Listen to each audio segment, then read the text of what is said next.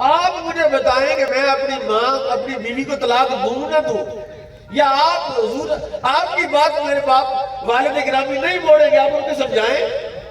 میرے آقا نے ارشاد فرمایا تیرے باپ نے کہا بیوی کو طلاق دے دے،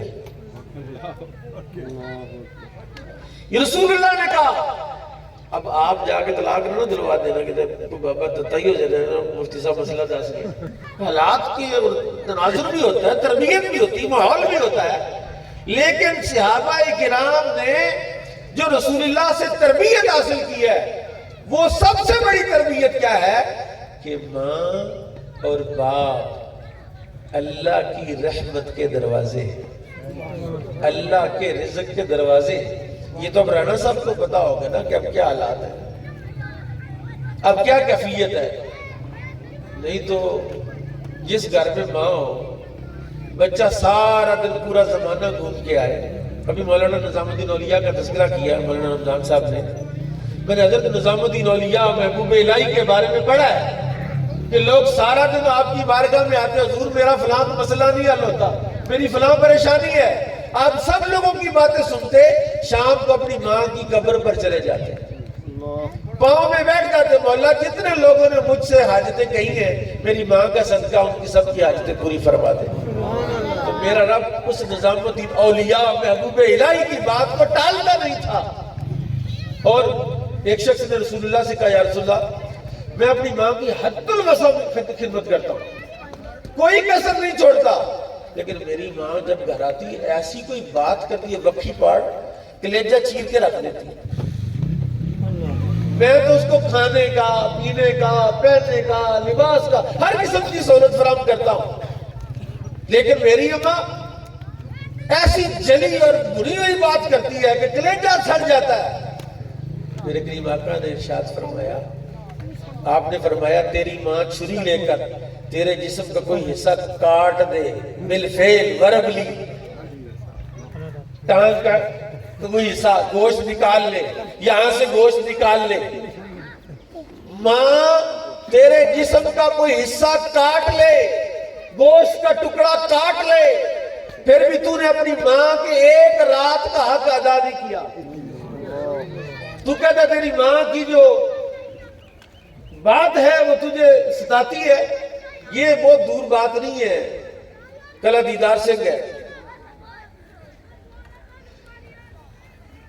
ایک عورت بیوہ ہو، ایک ہی بیٹا تھا، جو جوان تھی، اس نے کہا کہ نہیں میں نے شادی نہیں کرنا۔ نبی پاک کی حدیث بھی ہے کہ جو عورت اپنی اولاد کے لیے قربانی کرے دے اور نکاح نہ کرے اللہ بغیر حساب کے جنت میں داخل فرمائے۔ بچے کو لوگوں کے گھروں میں کام کاج کر کے اس کو پڑھایا، بچہ مقابلے کا امتحان پاس کر دیا، ڈی پی او لگ گیا، شادی کر دی۔ جو عورت آئی اس نے کہا کہ 2-3 بچے بھی اللہ نے عطا فرمائے۔ اب ماں کانی تھی، بی بی نے چکر چلایا کہ بچوں کے ذہن میں ڈالا کہ اپنے پاپا سے کہو کہ دادی اماں کانی ہے اور ڈر لگتا ہے۔ یہ بی بی کس طرح کاروائی ڈالتی ہے، بچوں کو آگے کیا، 1 دفعہ 2 دفعہ 4 دفعہ، آخر مجبور ہو گیا۔ اس نے کہا ماں بچے ڈرتے ہیں، میں تجھے الگ گھر لے دیتا ہوں، تیری خدمت کے لیے عورت رکھ دیتا ہوں، اور میں روز ہر ہفتے دوسرے چوتھے دن میں تیری خدمت کے لیے آیا کروں۔ ماں نے کہا ٹھیک ہے۔ ساری زندگی گھروں میں لوگوں کے برتن مانجنے والی اور پڑھانے والی ماں الگ شفٹ ہو گئی۔ وقت گزرتا گیا، ماں کا آخری وقت آ گیا، بیٹا پاس نہیں ہے۔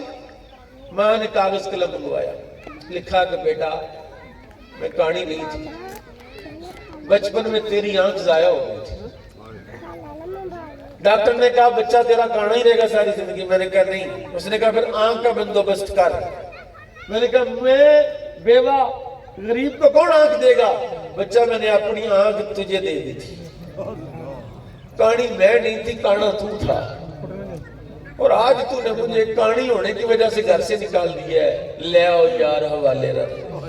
میلے 4 دن بچہ آیا، تکیے کے نیچے سے خط نکالا، پڑھا، اب پچھتا کیا ہو جب چڑیاں چگی۔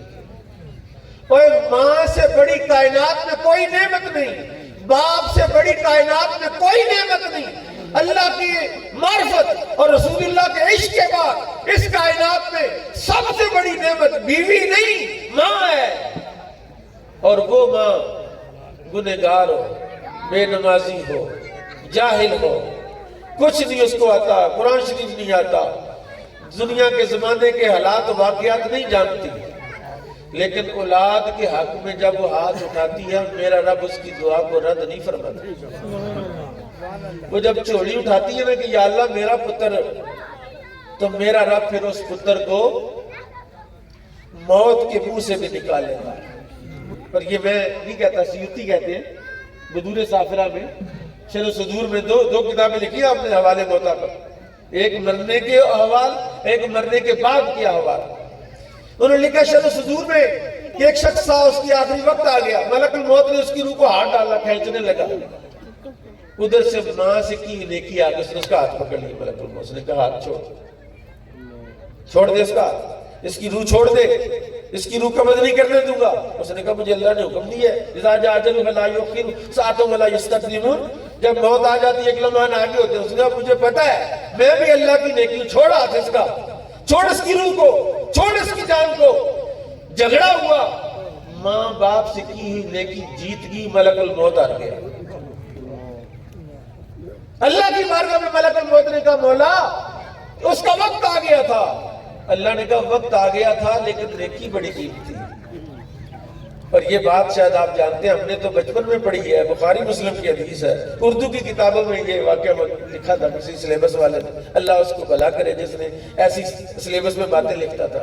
جو 3 بندے بنی اسرائیل کے غار میں پھنس گئے، آگے بہت بڑا پتھر آ گیا، اب غار کے منہ سے وہ پتھر ہٹ نہیں سکتا، نہ 1122، نہ کوئی ریسکیو، نہ کوئی ٹیلی فون، کیسے موت کے انتظار میں پیچھے ہو کے بیٹھ گئے۔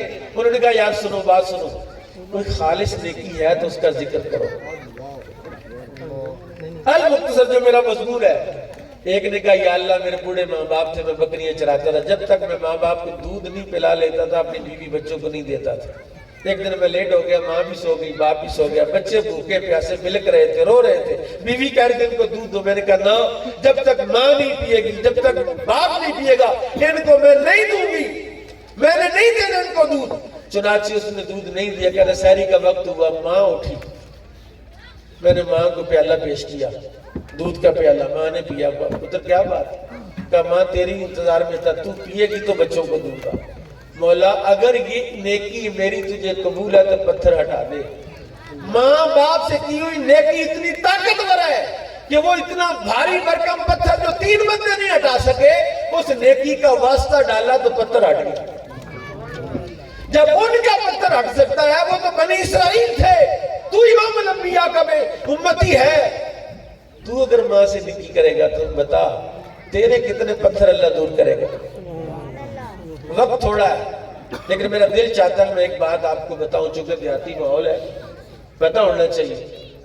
بندے نے شکایت کی آگے رسول اللہ کی، یا رسول اللہ میرے ابا جی کہا رہا تھے آگے جو مرضی اٹھا کے لے جاتے، حالانکہ سیپریشن ہے رہا، ابا جی بکرے میں بکرا ہوں، جو مرضی اٹھا کے لے جاتے، حالانکہ میں سارے حقوق ادا کرتا ہوں، ابا جی کا کیا حق ہے کہ نوکری لے جائیں، کہیں لے جائیں، کوئی اور سامان لے کے کسی کو بھی دے دے۔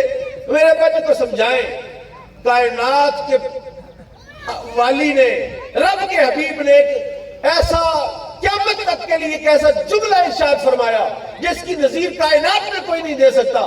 فرمایا انتا ومالک لابیک، تو تو کہتا تیری داتری دے دی ہے، تیری کسی دے دی ہے، تیرے گھر کا کوئی سامان دے دی ہے، میں محمد رسول اللہ کہتا ہوں کہ تیرا سامان ہی نہیں، تو بھی تیرے باپ کی ملکیت ہے،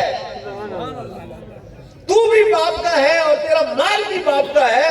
جب تک، اور میں خوش ہوا کہ ہماری اسمبلی نے، پچھلی اسمبلی نے یہ بل پیش کیا کہ کوئی بھی ماں باپ کو، کوئی بچہ بھی، کسی کا بھی گھر ملکیت ہو، جس نے اپنے باپ کو نکالا فوری FIR ہوگی اور باپ کو وہ گھر دیا جائے گا، بچہ باہر نکالا جائے گا۔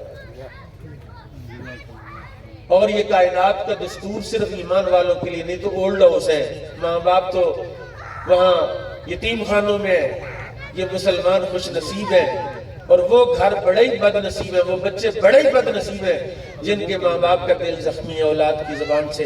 اللہ تعالیٰ رانا صاحب کی والدہ کی بخشش فرمائے اور رمضان کی برکتیں ہمیں نصیب فرمائے۔ وما علیہ الا اللہ۔